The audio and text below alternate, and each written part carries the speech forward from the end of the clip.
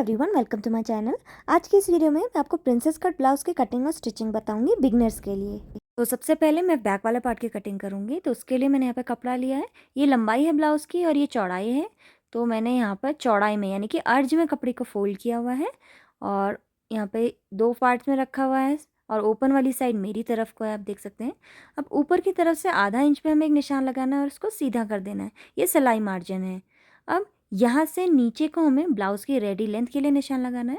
तो जितनी भी लंबाई चाहिए उतने पे निशान लगाइए। मुझे 14 इंच की लंबाई चाहिए तो 14 इंच पे निशान लगा रही हूँ और नीचे पे हमें आधा इंच का सिलाई मार्जिन और ले रहा है। तो देखिए इस तरह से मैंने यहाँ पे इसको सीधा कर दिया है। अब यहाँ पर जो ओपन वाली साइड है यहाँ पर भी हमें आधा इंच का इस तरह से निशान लगा लेना है दोनों तरफ पे। इसको भी सीधा ज्वाइन कर देना है। ये हमारे हुक और आई के लिए बनेगा। तो यहाँ पर अब ये जो लाइन हमने खींची, इस लाइन से अंदर को हमें सभी मेजरमेंट्स लेने हैं। आधा इंच का मार्जिन को इंक्लूड नहीं करना है। तो मैं पहले शोल्डर्स के लिए निशान लगाती हूँ। तो ये ब्लाउज़ है और इसके शोल्डर्स थोड़े से कम होते हैं, तो इसलिए मैं 5.5 इंच पे शोल्डर्स के लिए निशान लगा रही हूँ। अब इस पॉइंट से नीचे को हमें आर्म होल के लिए निशान लगाना है। तो आर्म होल का निशान मैं 5.75 यानी कि 6.25 इंच पे लगा रही हूँ और दोनों को सीधा ज्वाइन कर देना है। अब यहाँ पे हमें बस्ट के लिए निशान लगाना है। तो मेजरमेंट कैसे लेना है वो बता देती हूँ। तो ये हमारा बस्ट एरिया है, तो यहाँ पर हमें इसको मेजर करना है। तो मेजर करने के लिए हमें इंच टेप लेना है और इंच टेप को इस तरह से पूरी गोलाई में हमें ऐसे करके मेजर करना है। तो देखिए यहाँ पे जितना भी आपका आएगा आप उस पर नोट कर लीजिए उसको। तो मेरे मेजरमेंट में 34 इंच का बस्ट साइज़ यहाँ पे आ रहा है। तो इस हिसाब से अब मैं मार्किंग करूँगी। तो जितना भी आपका बस्ट साइज़ आएगा आप उसको 4 से डिवाइड करिए और निशान लगाइए। जैसे मेरे उसमें 34 इंच का बस्ट साइज़ आया तो उसको 4 से डिवाइड किया तो आया 8.5 इंच। तो यहाँ पर मैं 8.5 इंच पे बस्ट के लिए निशान लगाई हूँ। अब इसको आर्म होल वाले पे हमें सीधी लाइन से ज्वाइन कर देना है। अब यहाँ पे नीचे पे हमें कमर के लिए निशान लगाना है। तो कमर का मेजरमेंट कैसे लेना है वो बता देती हूँ। तो कमर मेजर करने के लिए पहले हम लंबाई देख लेते हैं। देखिए यहाँ पे शोल्डर से जहाँ तक भी जितना भी लंबा आपको ब्लाउज़ चाहिए उतने तक आप निशान लगाइए। तो 14 इंच का ब्लाउज़ मुझे चाहिए था। तो यहाँ पर अब हम कमर का मेजरमेंट लेंगे। तो इस तरह से हम इंच टेप लेंगे और इसको गोलाई में कमर को मेजर करेंगे जहाँ पर तक भी ब्लाउज़ आया था वहाँ पर। तो इस तरह से देखिए ये 28 इंच का मेरे मेजरमेंट में आ रहा है। तो इस हिसाब से अब मैं यहाँ पे कटिंग करूँगी। तो जितनी भी आपकी कमर आई है आप उसको 4 से डिवाइड करिए और 1 इंच की इसमें डार्ट आएगी तो हम 1 इंच और ऐड करेंगे। जैसे मेरी कमर है 28 इंच की, उसको 4 से डिवाइड किया तो आया 7 इंच और 1 इंच मैं डार्ट के लिए और ऐड कर रही हूँ तो आया 8 इंच। तो इसलिए मैंने 8 इंच पे यहाँ पे निशान लगाया। अब इस पॉइंट को ऊपर हमें स्ट्रेट लाइन से ज्वाइन कर देना है। इसके बाद साइड में 1 से 1.5 इंच का हमें सिलाई मार्जिन ले लेना है, जितना भी आप लेना चाहें। अब हमें आर्म होल के लिए निशान लगाना है। तो इस कोने पे से बाहर की तरफ को हमें इस तरह से टेढ़े में 1.5 इंच यानी कि 1.5 इंच पे निशान लगाना है और इन पॉइंट्स को जोड़ते हुए हल्का सा घुमाव देते हुए हमें यहाँ पे बैक का आर्म होल कर्व बना लेना है। तो ये बैक का आर्म होल कर्व बन गया। अब नेक विड्थ के लिए निशान लगाना है। तो यहाँ पर से 2.25 इंच पे मैं नेक विड्थ के लिए निशान लगा रही हूँ। अब बैक नेक की जो डेप्थ है वो मैं यहाँ पर 7.5 इंच की ले रही हूँ। तो 7.5 इंच पे निशान लगाया। अब यहाँ से अंदर की तरफ को 2.75 इंच पे निशान लगाया और इन तीनों पॉइंट्स को सीधी लाइन से हमें ज्वाइन कर देना है और यहाँ पर राउंड नेक लाइन का शेप बना लेना है। अब हमें यहाँ पे थोड़ा सा शोल्डर को डाउन करना है। तो जो आर्म होल वाली लाइन है उसमें सिर्फ 2 पॉइंट नीचे तक, सिर्फ 2 पॉइंट नीचे तक हम इस तरह से यहाँ पे शोल्डर को डाउन कर लेंगे और आधा इंच का सिलाई मार्जिन ले लेंगे। अब यहाँ कमर वाली साइड में नीचे पे 3.5 से 4 इंच पे करीब हमें एक निशान लगाना है और इस पॉइंट से ऊपर की तरफ को भी हमें यहाँ पे 4 इंच पे एक निशान लगाना है और इस लाइन की दोनों तरफ पे हमें आधा आधा इंच पे एक निशान और लगा लेना है और इन दोनों पॉइंट्स को हमें ऊपर की तरफ पे सीधी लाइन से ज्वाइन कर देना है। ये हमारी डार्ट है। मार्किंग पूरी हो चुकी है। अब सेम मार्किंग के ऊपर हमें इसकी कटिंग कर लेनी है।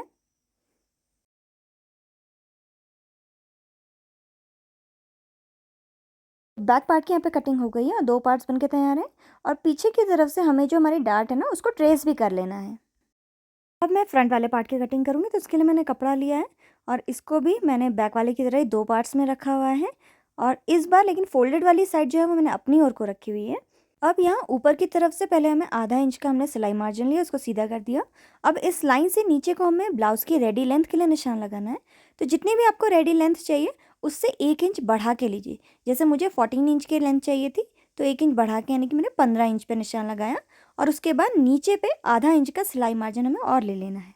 अब यहाँ फोल्डेड वाली साइड से अंदर को हमें शोल्डर्स के लिए निशान लगाना है। जैसे हमने बैक के लिए लगाया था वैसे ही लगाएंगे। तो 5.5 इंच पे मैं यहाँ पे शोल्डर्स के लिए निशान लगा रही हूँ।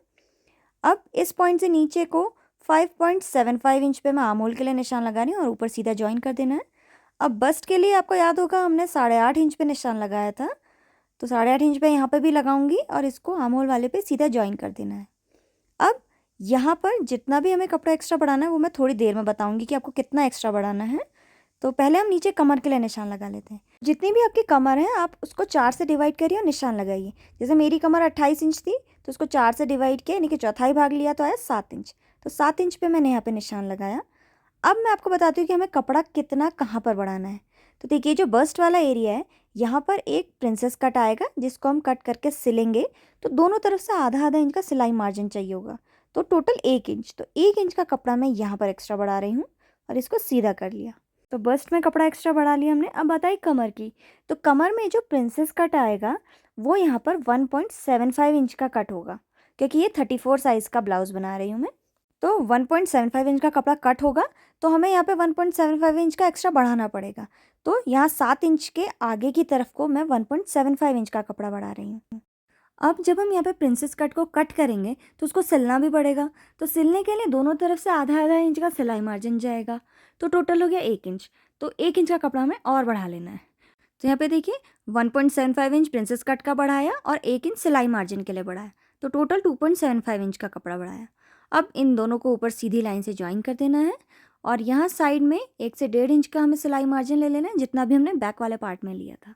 तो मैं 1.5 इंच का सिलाई मार्जिन ले रही हूँ। फ्रंट आर्म होल के लिए निशान लगाना है, तो इस कोने से बाहर की तरफ को 1 इंच यानी कि 1 इंच पे निशान लगाया और यहाँ पे इसको मिलाते हुए हमें फ्रंट का आर्म होल कर्व बना लेना है।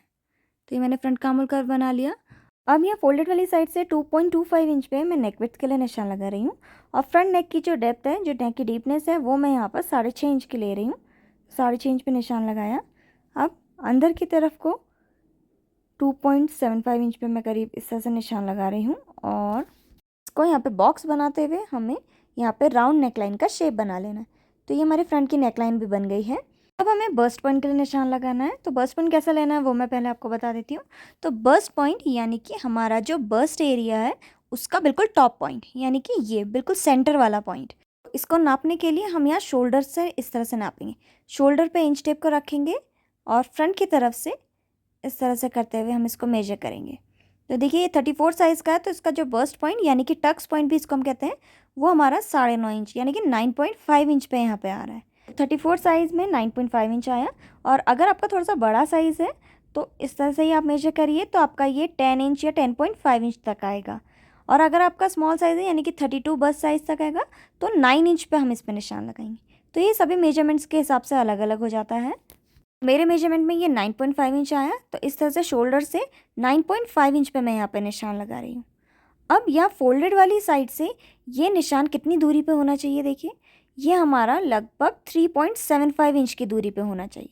तो 3.75 इंच की दूरी पे निशान लगाया और नीचे की तरफ से 3.5 इंच यानी कि 3.5 इंच पे निशान लगाया।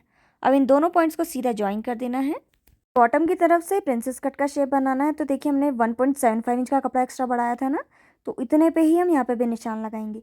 तो 1.75 इंच पे लगाया। अब इस पॉइंट से ऊपर की तरफ को 2 इंच पे हमें निशान लगाना है। तो 2 इंच पे लगाया। अब हल्का सा घुमाव देते हुए हमें यहाँ पर ये ऊपर वाले पॉइंट पे ज्वाइन कर देना है। तो इस तरह से आप देख सकते हैं, ऐसे घुमाव देना है। और उसके बाद ये जो आर्म होल है इसका बिल्कुल बीचों बीच वाला पॉइंट लेंगे और इसको मिलाते हुए हल्का सा घुमाव देते हुए इस पॉइंट पे ज्वाइन कर देंगे। तो यहाँ पर देखिए ये हमारा प्रिंसेस कट का शेप बन चुका है। अब सेम मार्किंग के ऊपर हमें इसकी कटिंग कर लेनी है। और यहाँ पर शोल्डर को डाउन करना था, तो 2 पॉइंट तक का शोल्डर डाउन हमें करना है, वो मैं भूल गई थी। तो सेम कट कर ले रही हूँ सिलाई मार्जिन लेते हुए, बाकी का सेम मार्किंग के ऊपर कट करना है। अब ये जो प्रिंसेस कट है इसको भी हमें सेम मार्किंग के ऊपर ही कट कर लेना है। तो यहाँ पर ये कटिंग मैंने कर ली है। अब यहाँ पे जहाँ पे कॉर्नर था यहाँ पे हमें कट लगा लेना है छोटा सा, और दोनों पॉइंट्स को साथ ही ज्वाइन करना है हमें। अब यहाँ पे देखिए इन दोनों के दोनों पार्ट्स हैं और सेंटर का पार्ट इस तरह से। जैसे भी हमने ये फ्रंट पार्ट कट किया और बैक पार्ट कट किया, सेम इसी तरह से हमें मेन फैब्रिक पे भी कट कर लेना है। तो देखिए मैंने मेन फैब्रिक में भी यहाँ पे कटिंग कर ली है। अब हमें अस्तर और मेन फैब्रिक को एक साथ ज्वाइन करना है। तो पहले हम नीचे अस्तर के कपड़े को रखेंगे, उसके ऊपर मेन फैब्रिक को मिलाते हुए रखना है। मेन फैब्रिक की सीधी तरफ जो है वो ऊपर की ओर को होनी चाहिए और इसके चारों तरफ पे हमें सिलाई लगा के इसको ज्वाइन कर लेना है। तो सेम इसी तरह से बाकी के पार्ट्स भी ज्वाइन करने हैं। तो देखिए मैंने बाकी के पार्ट्स भी अस्तर और मेन फैब्रिक के ज्वाइन कर दिए हैं आपस में। अब इसको स्टिच कैसे करना है वो बताती हूँ। तो पहले मैंने यहाँ पे बैक वाला पार्ट लिया है और अब इसकी जो डार्ट्स हैं वो सिलनी है। तो सेंटर वाली लाइन से हम कपड़े को इस तरह से फोल्ड करेंगे और यहाँ पर ऐसे करके इसमें सिलाई लगा लेंगे, जैसी भी मार्किंग आई है उसके ऊपर। तो कैसे सिलना है वो मैं बता देती हूँ आपको। तो यहाँ पे देखिए मैंने इसमें सिलाई लगा दी है, सेम इसी तरह से दूसरे वाले पार्ट में भी लगा लेनी है और सीधी तरफ को करके ये कुछ इस तरह से दिखेगा। तो देखिए दोनों तरफ पे मैंने यहाँ पे डार्ट्स डाल ली हैं, स्टिच कर लिया है। अब इसका जो प्लैकेट है वो हमें बनाना है। तो प्लैकेट बनाने के लिए मैं यहाँ पे 2 कपड़े के टुकड़े ले रही हूँ और इसकी जो लंबाई है वो ब्लाउज़ के जितनी है और इसकी चौड़ाई देखिए, ये जो जिस हिस्से में हमारी आईज़ बनेंगी ना, हुक की आई जो बनेगी, उस हिस्से में हमारा जो पट्टी है वो 3 इंच चौड़ी आएगी और जिस हिस्से में हुक लगेंगे उस हिस्से में हमारी जो पट्टी है वो आएगी 2.5 इंच चौड़ी। तो ये मैंने सर्च लिया। अब इन दोनों को पलट के हमें ऐसे रखना है और सीधी लाइन पे से सिलाई लगा देनी है। तो कैसे सिलना है वो बता देती हूँ। तो ये जो पहले 3 इंच वाली पट्टी है वो मैं ले रही हूँ, जहाँ पे हम आईज़ बनाएंगे। तो वो मैंने यहाँ पे स्टिच करी और इसको अब हमें पीछे की तरफ यानी कि उल्टी तरफ पे फोल्ड करना है और उसके बाद आधा इंच का कोने से कपड़ा फोल्ड करेंगे और फिर जो सिलाई की लाइन दिख रही है ना, यहाँ तक हम इसको फोल्ड कर देंगे और फोल्ड करने के बाद हमें इसमें सिलाई लगा लेनी है। तो यहाँ पे देखिए मैंने इसमें सिलाई लगा ली है और 1 इंच का कपड़ा हमारा एक्स्ट्रा बढ़ गया है साइड में। तो इसमें हम आइज़ बनाएंगे। अब जिसमें हुक लगानी है वो पट्टी मैं ले रही हूँ और इसको भी पहले कोने से स्टिच कर लेंगे और स्टिच करने के बाद इसको भी हम पीछे यानी कि उल्टी तरफ को टर्न करेंगे, पहले रॉन्ग साइड की ओर को। उसके बाद ये जो कपड़ा है इसको हमें बिल्कुल बीचों बीच से ये सिलाई वाली लाइन तक इसको हम फोल्ड करना है और फिर एक बार और फोल्ड कर देना है। तो यहाँ पे आप देखेंगे कोई भी कपड़ा हमारा एक्स्ट्रा नहीं बढ़ा है। बाकी हमें इसमें सिलाई लगा लेनी है या फिर आप इसमें तुरपाई भी कर सकते हैं। तो मैं यहाँ पर इसमें सिलाई लगा रही हूँ और ऊपर नीचे से जितना भी एक्स्ट्रा कपड़ा होगा उसको कट कर लेना है। तो यहाँ पे देखिए जिसमें आइज़ बनेंगी उसमें 1 इंच का कपड़ा एक्स्ट्रा है और हुक वाले में कोई कपड़ा एक्स्ट्रा नहीं है। तो ये इस तरह से एक दूसरे के ऊपर यहाँ पे आ जाएगा। बैक पार्ट पूरा हो चुका है, अब फ्रंट पार्ट स्टिच करना है। तो मैंने यहाँ पे फ्रंट पार्ट लिया है, अस्तर और मेन फैब्रिक को साथ में ज्वाइन कर रखा है। अब हमें ये जो साइड वाला हिस्सा है इसको इस तरह से पलटते हुए रखना है और यहाँ पर ऊपर से नीचे तक यहाँ पे इसको मिलाते हुए स्टिच कर देना है। सेम इसी तरह से दूसरे वाले को भी पलट के रखेंगे और यहाँ पर पूरे को स्टिच कर लेंगे। तो कैसे स्टिच करना है वो बता देती हूँ।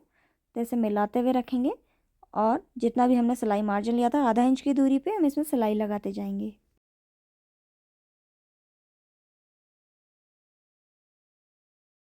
तो यहाँ पे देखिए मैंने ये दोनों साइड को स्टिच कर लिया है। अब हमें इसको बैक वाले पार्ट में ज्वाइन करना है। तो बैक वाला पार्ट लिया, फ्रंट को पलट के ऐसे रखेंगे और फिर इन दोनों के शोल्डर्स से शोल्डर मिलाते हुए रखने के बाद सिलाई लगा लेंगे।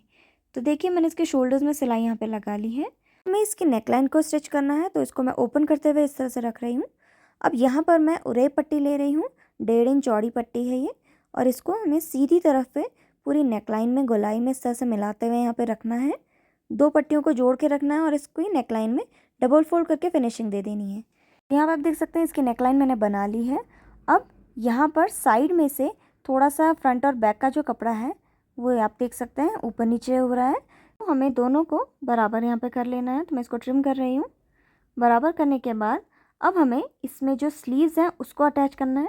तो मैंने यहाँ पे पफ स्लीव ले रखी है।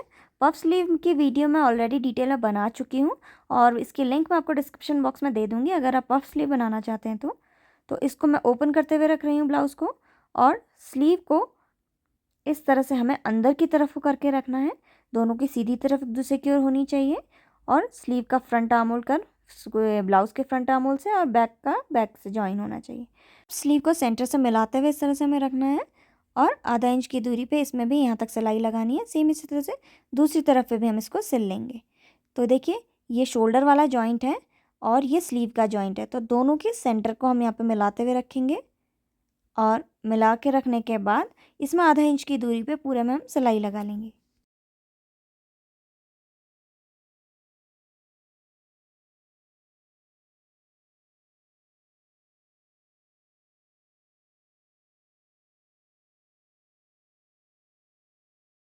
तो यहाँ पे आप देख सकते हैं मैंने इसकी स्लीव को जॉइन कर दिया है और सीधी तरफ को पलटने के बाद यहाँ पे कुछ इस तरह से दिखेगी। इसी तरह से हमें दूसरी साइड की स्लीव भी ज्वाइन कर लेनी है। तो यहाँ पे आप देख सकते हैं मैंने दोनों साइड की स्लीव ज्वाइन कर दी है। अब यहाँ स्लीव से कपड़े को बिल्कुल मिलाते हुए हम इस तरह से मेजर कर लेंगे पहले। अगर ऊंचा नीचा हो रहा है तो आप ट्रिम करके उसको बराबर कर लीजिए। मेरे उसमें ये बिल्कुल बराबर आ रहा है। अब मैं इसको ओपन करते हुए एक साइड का हिस्सा ले रही हूँ, फ्रंट साइड वाला, और उसके लिए मैं यहाँ पर ये 2 इंच चौड़ी एक पट्टी ले रही हूँ और सीधी तरफ पे रखी और यहाँ पे एक सिलाई लगा ली। तो देखिए सिलाई लगा ली। अब पीछे की तरफ करके हमें इसको डबल फोल्ड करके सिलाई लगा लेनी है। सेम इसी तरह से जो दूसरी वाली साइड है उसमें भी हम यहाँ पे सिलाई लगा के इसको डबल फोल्ड कर लेंगे। तो देखिए नीचे के हिस्से पे मैंने इसको डबल फोल्ड कर दिया है और बैक में भी कर दिया है। अब यहाँ साइड से मिलाते हुए हमें अपनी फिटिंग की सिलाई लगा लेनी है।